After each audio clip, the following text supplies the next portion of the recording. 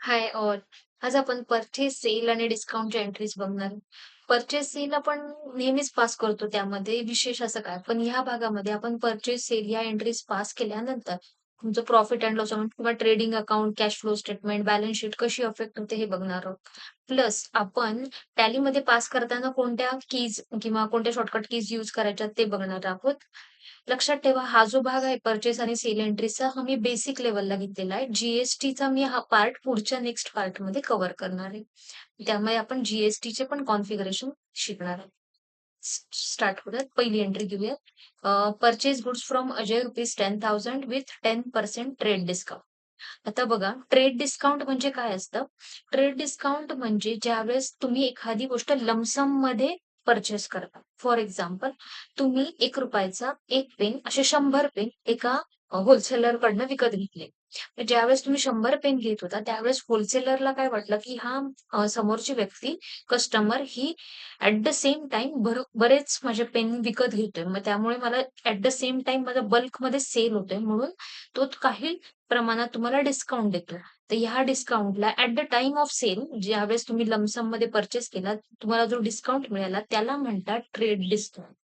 आणि trade discount जो असतो ना, तो तुमचा बुक्समध्ये जर्नल एंट्री त्याची पास होत नाही. त्यामुळे तुमच्या बुक्समध्ये ट्रेड डिस्काउंट हा कुठेही शो होत नाही. जो काही तुम्ही परचेस बुक करताल, हा तुम्ही नेटवरती बुक करताल, किंवा जो काही सेल समोरची सप्लायर हा रेकॉर्ड करेल त्याच्या बुक्समध्ये, तो सुद्धा नेटवरती बुक करेल. आता यामध्ये काय दाखवलंय, पर एंट्रीमध्ये purchase goods from Ajay ₹10,000 with 10% trade discount. आता आपण परचेस केलेले आहेत अजयकडनं, म्हणजे आपला काय, अजय हा जो आहे तो सप्लायर आहे, आपल्यासाठी क्रेडिटर्स आहे. तर जर्नल एंट्री काय होणार? जर्नल एंट्री सिंपल आहे. परचेसेस अकाउंटला डेबिट राहील, कारण नॉमिनल अकाउंट आहे परचेस हे, आणि debit all expenses and losses या रूल प्रमाणे आपण परचेसला डेबिट देणार. सेकंड इफेक्ट काय येईल? क्रेडिट आपण सन्ड्री क्रेडिटर्सला का करणार, कारण अजयकडनं आपण घेतलेले आहेत आणि क्रेडिट वरती घेतलेले आहेत.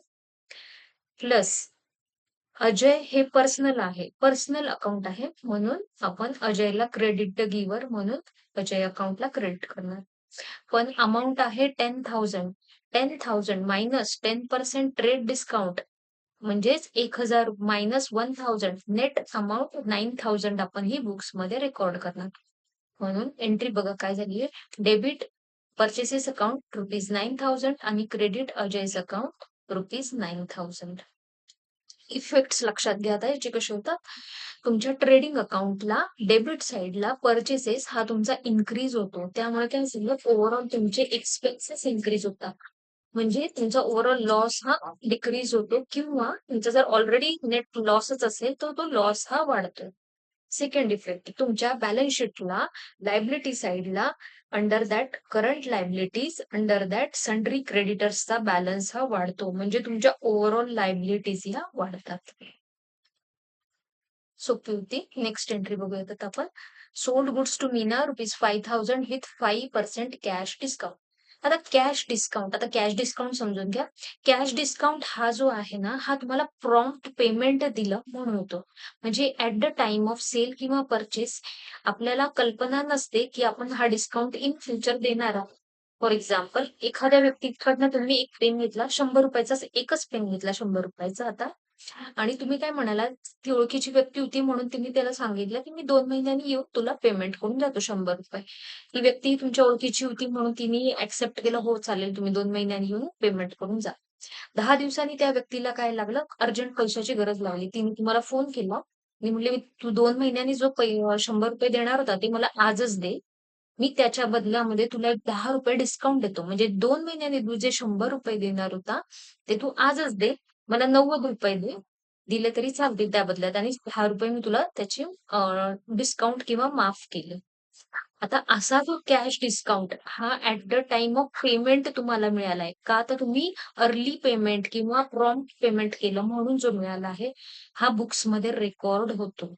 जर हा आपल्याला मिळाला असेल, डिस्काउंट रिसिव्ड असेल, तर तो आपलं इन्कम असतो, आणि जर आपण अलाउड केलेला असेल तर तो आपला एक्सपेन्सेस असतो. आता इथे जर्नल एंट्री बघा. Sold goods to Meena ₹5,000 with 5% cash discount. तर या केसमध्ये आपण तिला सेल केलेलं आहे, म्हणजे आपण तिला अलाउड केलेला आहे 5% डिस्काउंट. म्हणजे तो आपला आहे एक्सपेन्सेस. जर्नल एंट्री काय होईल आपली? तर मीनाकडनं आपल्याला कॅश आलीये. कॅश आलीये म्हणजे काय झालं? रिअल अकाउंटच्या रूल प्रमाणे cash he debit what comes in, म्हणून आपण कॅशला पहिल्यांदा डेबिट देणार. पण ती कॅश पूर्ण आली का? नाही. 5,000 मायनस 5% कॅश डिस्काउंट. किती आहे कॅश डिस्काउंट? ₹250. मग 5,000 मायनस 250 बॅलन्स 4,750 हा आपला cash account real account rule प्रमाणे आपण डेबिट देणार. Second effect, discount allowed because discount is our indirect expenses. So, as per the nominal account rule, debit all expenses and losses. So, discount allowed will be debited. So, 250 आपल्या profit and loss अकाउंटला debit होणार. आणि third effect, sales account. Sales अकाउंटला पूर्ण रक्कम ही rupees, that is ₹5,000 ही आपली बुक होणार. Sales account is nominal account. Again, nominal account rule, credit all gains and income. So, sales account will be credited by ₹5,000. आता इफेक्ट समजून घ्यायचे. ट्रेडिंग अकाउंटला जे तुमचं क्रेडिट साइडला सेल्स अकाउंट दिसतं, तर ते इन्क्रीज होणार ग्रॉस अमाऊंटने, फुल अमाऊंटने ₹5,000. त्यामुळे काय होणार? तुमचा ग्रॉस प्रॉफिट वाढणार, नेट प्रॉफिट वाढणार.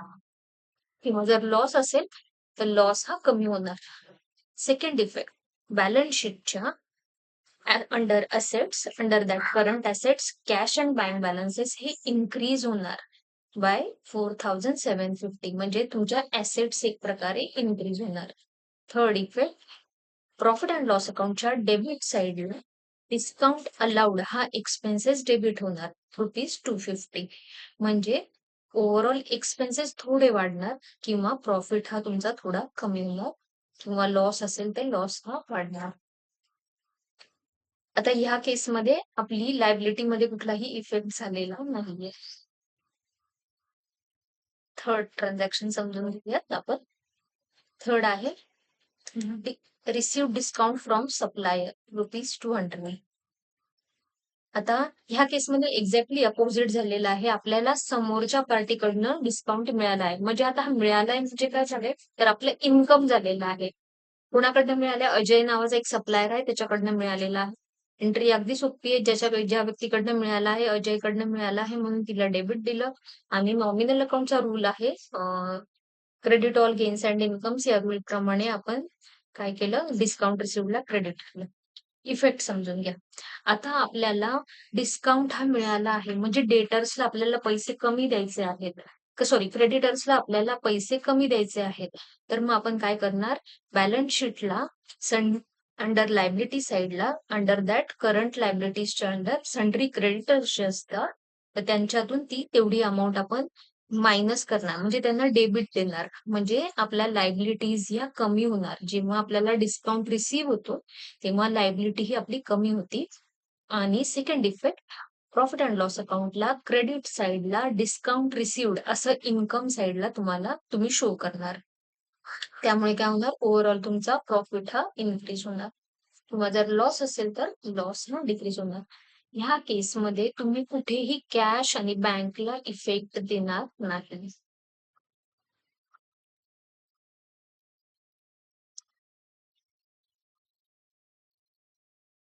नेक्स्ट ट्रान्झॅक्शन समजून घ्या.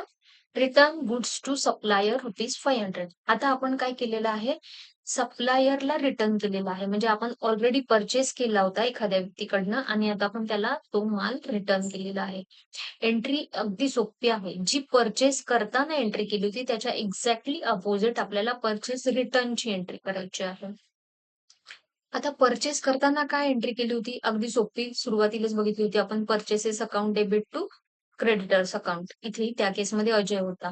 तर मग त्याच्याच अगदी अपोजिट आपण एंट्री करणार. क्रेडिटर्स अकाउंट डेबिट क्रेडिटर्सच्या अकाउंटला डेबिट देणार आणि क्रेडिट हे आपण परचेस रिटर्नला देणार. मग तेच इथे दिसतं. इथे सप्लायरचं नाव आहे रमेश. रमेश अकाउंटला आपण डेबिट दिलं आहे आणि क्रेडिट हे आपण परचेस रिटर्न्सला केलेलं आहे. Purchase return. इफेक्ट्स. आता इफेक्ट समजून घ्या. बॅलन्स शीटमध्ये जे काही आपले क्रेडिटर्स अंडर लायबिलिटी साइडला जे सन्ट्री क्रेडिटर्स दिसतात, तर त्याला डेबिट दिल्यामुळे ऑटोमॅटिकली त्यांचा बॅलन्स हा कमी झालेला आहे. म्हणजे आपल्या लायबिलिटी ज्यावेळेस आपण पर्चेस रिटर्न करतो, त्यावेळेस लायबिलिटी या आपल्या कमी होतात. सेकंड इफेक्ट, ट्रेडिंग अकाउंटला डेबिट साइडला जे तुमचं पर्चेसेस अकाउंट दिसतं, त्यामधून तुमचा पर्चेस रिटर्न हा लेस होतो. म्हणजे तुमचे ओव्हरऑल पर्चेसेस हे कमी होतात. म्हणजे थोडक्यात काय होतं, तर तुमचे एक्सपेन्सेस कमी होतात आणि त्यामुळे तुमचा ओव्हरऑल प्रॉफिट हा वाढतो किंवा लॉस असेल तर लॉस हा कमी. ह्या केसमध्ये सुद्धा कॅश आणि बँकला कुठेही इफेक्ट जात नाही. कॅश आणि बँक कुठेही अफेक्ट होत नाही. आता एक लास्ट एंट्री समजून घेऊयात. Customer return goods ₹600. आता काय झालेलं या केसमध्ये आपण सेल केला होता, पण समोरच्या पार्टीने आपल्याला गुड्स रिटर्न केले आहेत. एंट्री परत एकदा खूप सोपी आहे. सेल्स करताना जी एंट्री केली होती त्याच्या एक्झॅक्टली अपोजिट आपल्याला सेल्स रिटर्नची एंट्री करायची आहे. मग सेल्स करताना आपण काय केलं होतं, तर डेटर्सला डेबिट केलं होतं. इथे इथे होती आपली ह्या केसमध्ये कॅशमध्ये झालं होतं. ठीक आहे. डेटर्सला डेबिट केलं होतं आणि सेल्सला क्रेडिट केलं होतं. म्हणजे सेम एक्झॅक्टली अपोझिट. आता आपण काय करणार, तर सेल्सला डेबिट देणार. पण सेल्सला डेबिट देणार म्हणजे काय लिहिणार आपण तिथे? सेल्स रिटर्नला डेबिट देणार आणि क्रेडिट आपण हे कस्टमरला देणार. इफेक्ट काय होतं त्याचं लक्षात घ्या. ट्रेडिंग अकाउंटला जे तुमचं सेल्स अकाउंट क्रेडिट साइडला दिसतं, त्यातून सेल्स रिटर्न हे मायनस होतात. म्हणजे तुमचं इन्कम एक प्रकारे मायनस होतं. त्यामुळे तुमचा ग्रॉस प्रॉफिट जो असतो ओव्हरऑल तो थोडासा कमी होतो किंवा नेट प्रॉफिट सुद्धा हा कमी होतो. सेकंड इफेक्ट लक्षात घ्या. बॅलन्स शीटला ऍसेट साइडला अंडर दॅट करंट असेट्सच्या अंडर सन्ड्री डेटर्स जे असतात ते तुमचे कमी होतात. कारण तुम्हाला त्यांच्याकडनं जे पैसे येणार असतात इन फ्युचर ते आता थोडे कमी येतात. कारण त्यांनी तुमचे सेल्स केले होते ते रिटर्न केले आहेत, रिजेक्ट केले आहेत थोडक्यामध्ये. तर त्यामुळे तुम्हाला त्यांच्याकडून जे इन फ्युचर पैसे येणार होते ते कमी येणार. मग हे जे कमी येणार म्हणजे त्या ऑटोमॅटिकली तुमचा सन्ड्री डेटर्सचा बॅलन्स हा कमी होतो.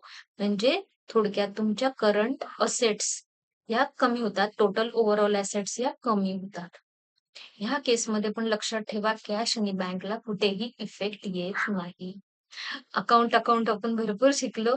तुमचंही एक अकाउंट तिथे ओपन करा, चॅनलला सबस्क्राईब करा, व्हिडिओ आवडल्यास लाईक करा आणि नेक्स्ट पार्टमध्ये आपण च्या एंट्रीज विथ त्यांचे इफेक्ट, ड्युटीज अँड टॅक्सेसचे आपण समजून घेऊया. थँक